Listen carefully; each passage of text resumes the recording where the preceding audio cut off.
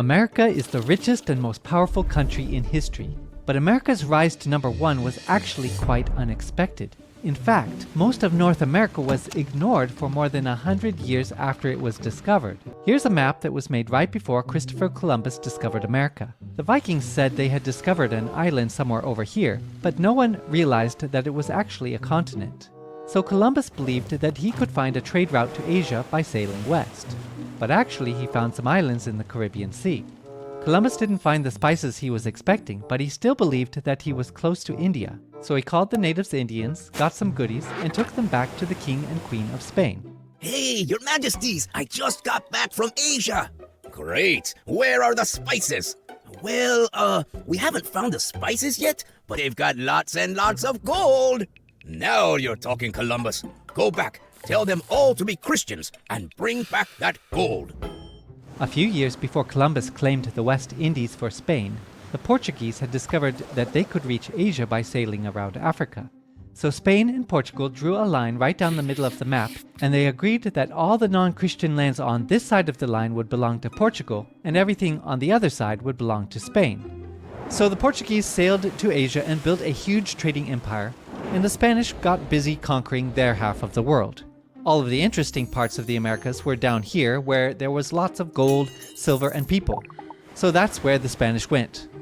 Actually, the Spanish also sent an expedition into North America in 1539, but they didn't find gold and silver, so they mostly ignored all these useless lands up here in North America.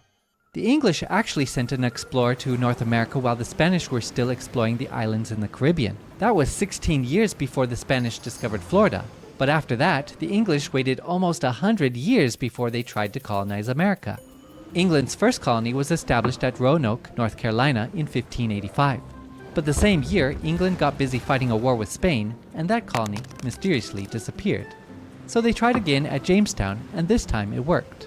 Next, the Pilgrims arrived in Plymouth. The Pilgrims were strict Christians who outlawed bad stuff like gambling and celebrating Christmas. Soon lots and lots of people were coming to America, and before long, the East Coast was covered with British colonies.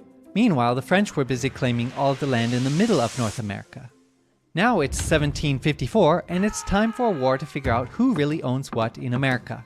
New France has a population of about 60,000 people, so they team up with some Indian tribes to help them fight. That's why it's called the French and Indian War. The British colonies have a population of more than 1 million people, and they also team up with some Indian tribes. Who do you think won? Yeah. That's right. The British beat the French. At the same time, there was also a big war back in Europe, and when it was over, it was time to redraw the map. France gave half of Louisiana to Spain before the war was over to make sure Britain didn't get it. Then, after the war, France had to give the other half of Louisiana to Britain. France also had to give Canada to Britain. Now Britain had lots of land in America, but Britain had also spent lots of money on the war, and now they needed money. Hey, colonies, you know that expensive war we helped you win? Yeah, thanks for the help. Sure, no problem. By the way, we're going to start collecting lots and lots of taxes to pay for all the help we give you. What? You never help us. We're the ones who are always helping you. And how can you tax us if we don't get to vote? The colonists weren't happy with the new taxes, and the disagreement turned into a fight, and from a fight into a revolution. On the 4th of July, 1776, the Americans declared their independence from Great Britain, and that was the beginning of the United States of America, right? Not quite. It would be 5 more years before the Americans won their War of Independence. And after they had won their freedom, they had a new problem. The government they had created was a complete mess. The 13 colonies had essentially become 13 independent countries that were only united in name. The new nation was failing, and it was failing fast. So the Founding Fathers wrote a new constitution and created an entirely new federal government that actually worked. The new constitution became official when 9 states had ratified it, and in 1789, George Washington was elected the first president of the United States. But the USA was only this big, and all the land over here belonged to Spain. So how did America get more land? Well, over in France, a guy named Napoleon seized power and started conquering Europe. Napoleon also wanted to build an empire in America, so he made a deal with Spain that would give Louisiana back to France. But the Americans needed to use the Mississippi River to send goods to and from other places. and they were afraid of what Napoleon might do if he controlled the river.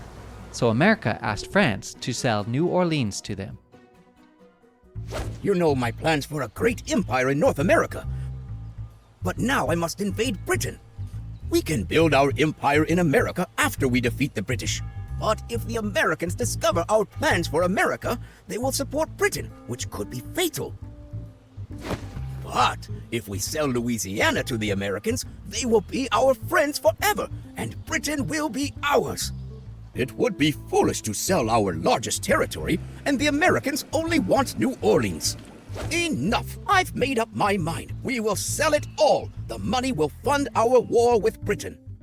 And so America bought Louisiana for $15 million.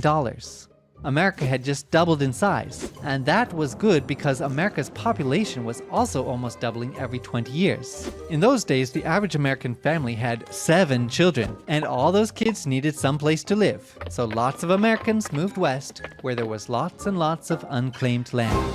Does anyone own this land? Of course not. Great, because now it's mine. But these lands, my hunting grounds.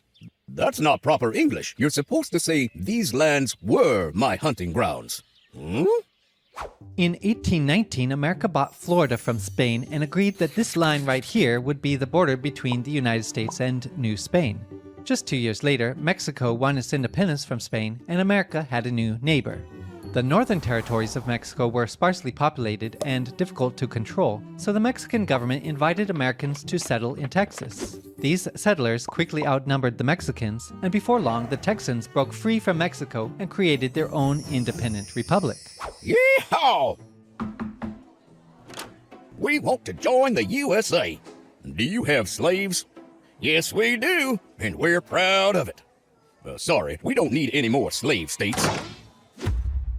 Hey guys, I'm president now, and this is ours. In 1845, the United States changed its mind and let the Republic of Texas join the Union. Disputes over the border of Texas led to a war with Mexico. At the end of the war, the United States paid Mexico $15 million and took the northern parts of Mexico that President Polk wanted. Just 5 years later, the United States also bought another piece of land from Mexico for $10 million. Meanwhile, the British agreed to let the Americans have all of the Oregon Territory below this line, as long as the British could have everything above the line. And so, in just 50 years of great luck and one ugly war with Mexico, America now stretched from sea to sea. And now there was nowhere left to expand, unless...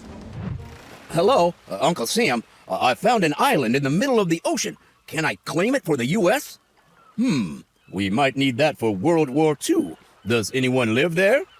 No, sir. Is it covered in bird droppings? Yes, sir. Congratulations, son. You're standing on U.S. soil. Actually, sir, I wouldn't call this soil.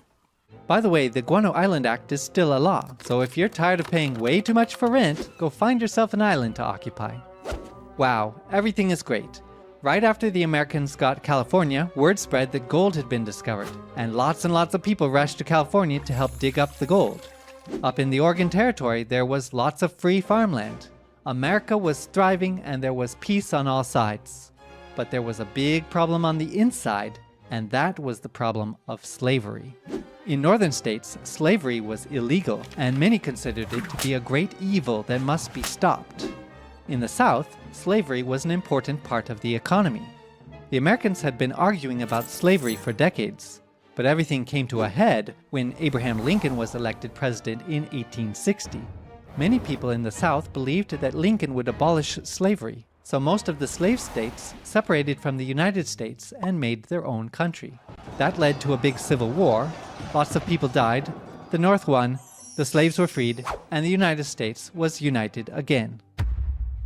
I'm sorry to hear about the assassination of President Lincoln. Yeah, another assassin tried to kill me on the same night, but I survived the stabbing.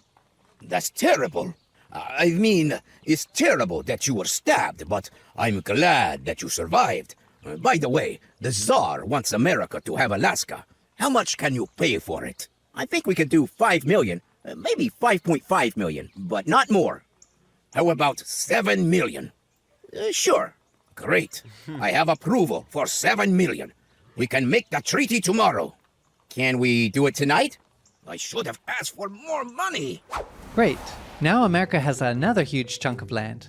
Now it just needs a few tropical islands. Hey, look at that! Some American businessmen have taken control of the Hawaiian Islands, and they're asking the United States to annex them. But the President of the United States said no. He believed that America must be a just and law-abiding nation that never misuses its great power to take advantage of the weak. But others feared that if America didn't get involved in the affairs of Hawaii, another great power like Germany or Japan would come and take the islands and use them as a base to attack America in a future war. Should America mind its own business, or should it mind its own interests? America's policy of staying out of other nations' conflicts was about to be tested because something was brewing in Cuba, and it wasn't coffee. Cuba was in the middle of a war for independence. Almost all of Spain's other colonies had already won their independence from Spain after the American and French revolutions. But Cuba, Puerto Rico, and the Philippines were still colonies of Spain. The Cuban War for Independence was constantly in American newspapers, and most Americans sympathized with the revolutionaries. In 1898, after an American warship sank in a mysterious explosion, the US told Spain to leave Cuba or else. Spain responded by declaring war on the United States. Then the US quickly captured Cuba, Puerto Rico, and the Philippines, effectively bringing an end to what remained of the Spanish Empire that Christopher Columbus had begun. During the Spanish-American War, the US also annexed Hawaii, which was becoming an important naval base. After the war, the president was shot, and so the young and energetic Theodore Roosevelt unexpectedly became president. Hey, Columbia, we want to build a canal right here. Sure, just pay us $10 million. It's a deal. Actually, we changed our mind. You can't build a canal. What? But we made a deal. Sorry. Hey, Panama, welcome to the Club of Countries. We want to build a canal right here. Sure, go ahead. While Roosevelt was president, he built up the second largest navy in the world and used this powerful navy to influence global politics. The Americans finished building the Panama Canal in 1914, allowing the powerful US Navy to quickly move between the Atlantic and Pacific Oceans. America had become a world power, and World War I had just begun. If you want me to make more videos like this, please subscribe to let me know, and be sure to watch the next video right here. If you want to learn more about American history, I'll leave notes and clarifications in